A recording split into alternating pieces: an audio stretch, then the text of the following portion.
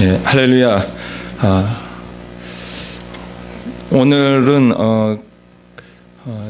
그리스도와 연합한 자라는 그 말씀을 가지고 은혜를 나누고자 합니다. 저는 정지훈 목사입니다.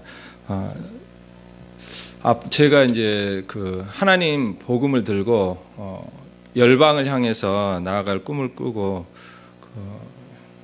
이스라엘과 팔레스타인 땅에 가서 이제 복음을 전할 계획을 가지고 있는데, 그 선교지에 가서 과연 무슨 말씀을 전할까? 이제 그 짧은 시간 동안에 사람을 만나는데, 물론 말도 뭐 통하지도 않겠지만 가장 그 핵심적인, 그러니까 그 사람들에게, 만난 사람들에게 무슨 말씀을 전할까 하다가 가장 복음의 핵심적인 말씀, 그 말씀을 전하겠다. 그게 바로 예수님께서 우리를 위해 죽으시고 부활하신 그 복음을 증거하겠다, 이런 생각을 해서 그 말씀에 대해서 제가 오늘 나누고자 합니다. 로마서 6장 5절에 보니까 만일 우리가 그의 죽으심을 본받아 연합한 자가 되었으면 또한 그의 부활을 본받아 연합한 자가 되리라. 바로 예수님의 죽으심과 연합한 자는 또한 그의 부활을 본받아 연합한 자가 되리라고 이렇게 말씀하고 있습니다. 그래서 이 예수님의 십자가의 이 죽으심이 무엇을 의미하는지, 또 부활이 무엇을 의미하는지, 또 그것과 연합한 게 무엇을 의미하는지를 그 복음의 그 내용과 이 복음 안에 있는 그 틀 안에서 이렇게 설명을 해야겠다, 이렇게 제가 이제 생각을 했습니다. 물론 하나님께서 이 땅에 많은 말씀들을 주셨는데 그 말씀들 중에서도 이 십자가의 죽으심과 이 부활하심, 바로 하나님께서 우리에게 주시고자 하는 그 선물의 내용이 무엇인가를 보여주고 있다는 것입니다. 어린 양 대신 예수님, 그분이 우리를 위해 피를 흘리셨다는 말씀은 바로 우리의 죄를 담당하시고 죄의 문제를 다 해결해 놓으셨다라는 것입니다. 사람들이 고난을 당하고 환난을 당하고 핍박을 당하고 또 이 땅에 살다 보면 많은 문제들이 있는데 거기에 탈출구를 못 찾고 왜 내 인생이 이렇게 힘들지 하면서 수많은 사람들이 허덕이고 있습니다. 그런데 성경은 바로 천하 인간의 구원 얻을 만한 다른 이름을 주신 적이 없는데 바로 예수 그리스도를 통하여서 그 구원의 복음을 우리에게 주셨다는 것입니다. 바로 예수는 우리 범죄함을 위하여 내어줌이 되고 또한 우리를 의롭다 하심을 위하여 살아나셨느니라. 로마서 4장 25절의 말씀처럼 바로 예수님께서는 우리의 죄를 위하여 죽으셨다는 것입니다. 십자가에 죽으신 그 사건은 단순한 어떤 2000년 전에 팔레스타인 이스라엘 땅에 온 한 목수의 아들의 죽음이 아니었다는 것입니다. 그분은 하나님의 아들로서 우리의 모든 죄를 지시고 십자가에 죽으심으로써 인류의 모든 죄를 다 담당하셨다는 것입니다. 그 어린 양의 피는 예수님이 오시기 전부터 이미 계시되어 있었고 구약 성경의 선지자들과 또한 모든 말씀을 통하여서 바로 예수님이 죽으실 것을 예언하고 있었습니다.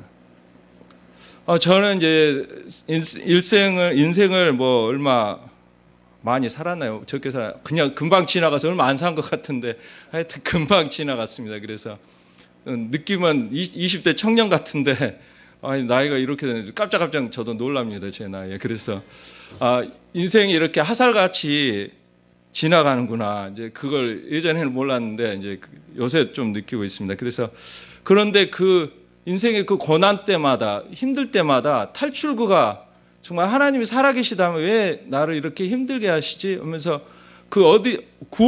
진짜 구원을 사모하면서 기도할 때 진정한 그 구원의 탈출구가 어디 있을까 기도하면서 했을 때 바로 예수님이 십자가 앞에 나아갔을 때 진정한 탈출구가 여기 있구나.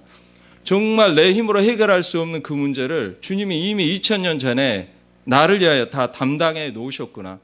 그랬을 때 나의 삶에 그 문제들이 정말 내 힘으로는 도저히 해결할 수 없었는데 주님 그 십자가 앞에 나아가서 기도했을 때 신기하게 그것들이 해결되는 것을 제가 체험을 했습니다. 야, 신기하다. 신기한 능력이 진짜 하늘로부터 내려오는구나.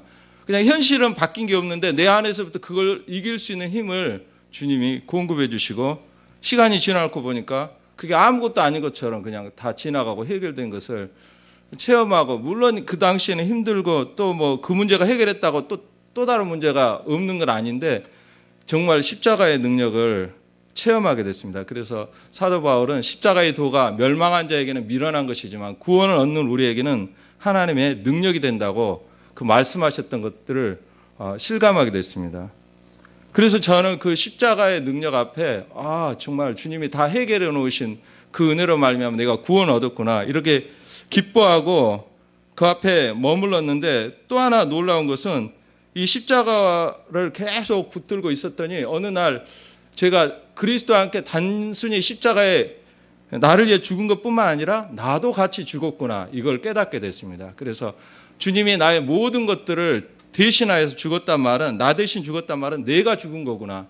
그래서 내가 장사 지는 바 되어서 완전히 나의 주인이 바뀌는, 주님이 나 대신 죽었다는 그 사건은 나를 핏값을 주고 사심으로 이제 내가 주인이 아니라 그리스도께서, 하나님께서 나의 주인이 되셨다라는 것을 의미한다라는 것을 영적으로 이렇게 깨닫게 됐습니다.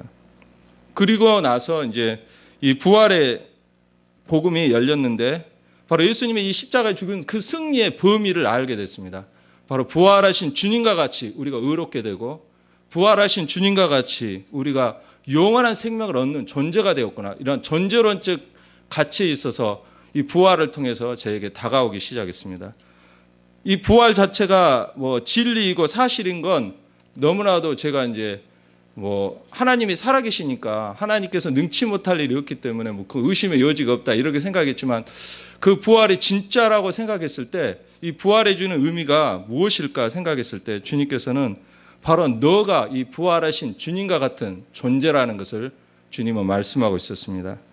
무릇 흙에 속한 자는 저 흙에 속한 자들과 같고 무릇 하늘에 속한 자는 저 하늘에 속한 자들과 같으니 우리가 흙에 속한 자의 형상을 입은 것 같이 또한 하늘에 속한 자의 형상을 입으리라. 바로 우리가 그리스도와 같은 형상을 입는 존재로 주님은 우리를 창조하셨다는 것입니다.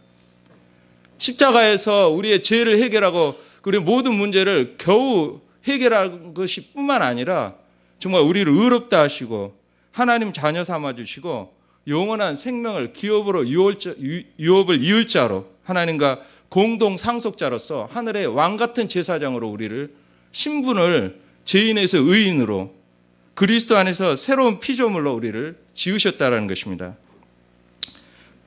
그리스도를 죽은 자 가운데 살리신 것 같이 우리로 또한 새 생명 가운데 행하게 하려 함이니라.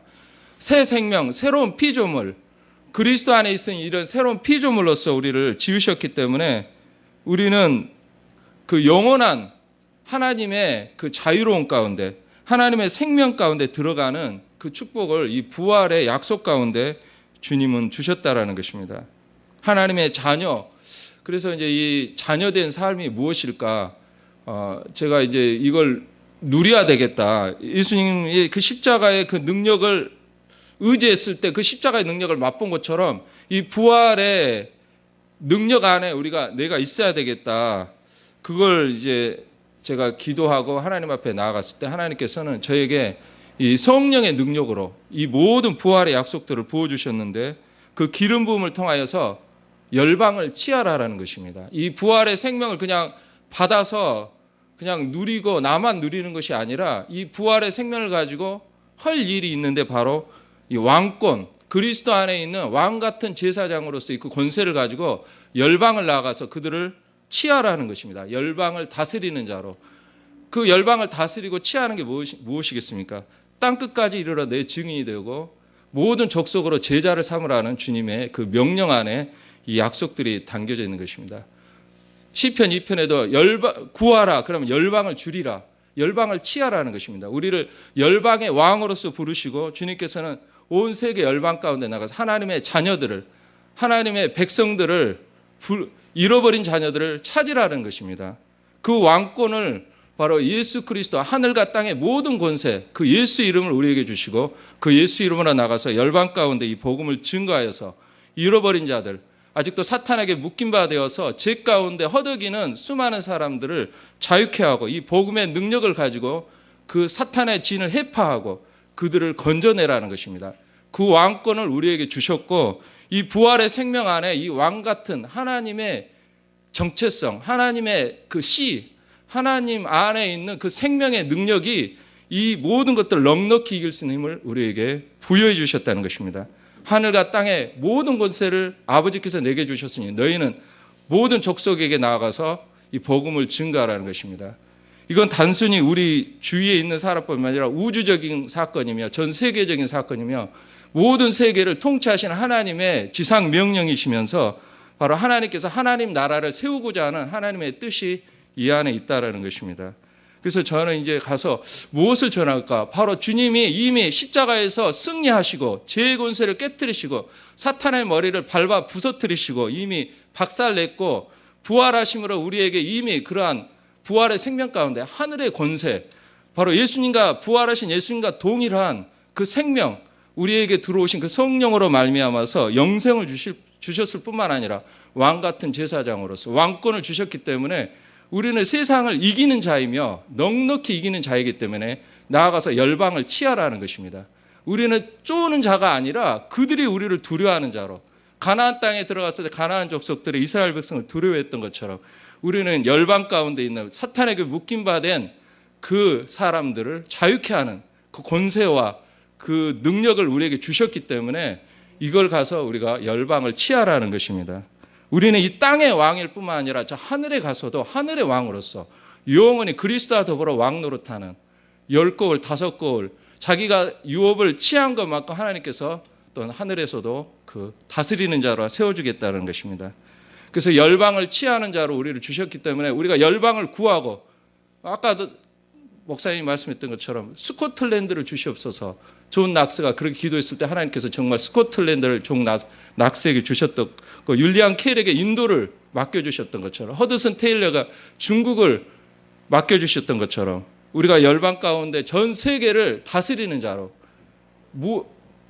무엇으로 다스리겠습니까? 바로 예수 그리스도 이름, 만왕의 왕 되신 그분의 이름을 가지고 나아갔을 때 주님께서 우리에게 열방을 통치하는 자로, 또 온 세계 땅끝까지 이르러 모든 족속을 제자 삼고 그리스도께서 다시 오실 그때에 모든 민족과 족속이 다 그리스도께로 돌아오는 그 환상 가운데 아브라함이 꿈꿨던 하늘의 별과 같이 바다의 모래와 같은 열방의 아비로서, 아브라함 이름 자체가 열방의 아비, 많은 민족의 조상, 그런 뜻이 있는 것처럼 바로 믿음 안에 있는 그 아브라함에게 주셨던 그 비전이 성취되는 때가 다가오고 있는 것입니다. 그래서 지금 온 세계 열방 가운데 주님이 선교사도 파송하실 뿐만 아니라 전 세계 복음이 증거되는 이 때가 다가왔는데 많은 핍박과 환난도 다가올 것입니다. 그러나 우리는 절대 두려워하지 않을 것은 그리스도께서 넉넉히 이기리라고 약속하셨고 이미 세상 끝날까지 내가 너와 함께하겠다.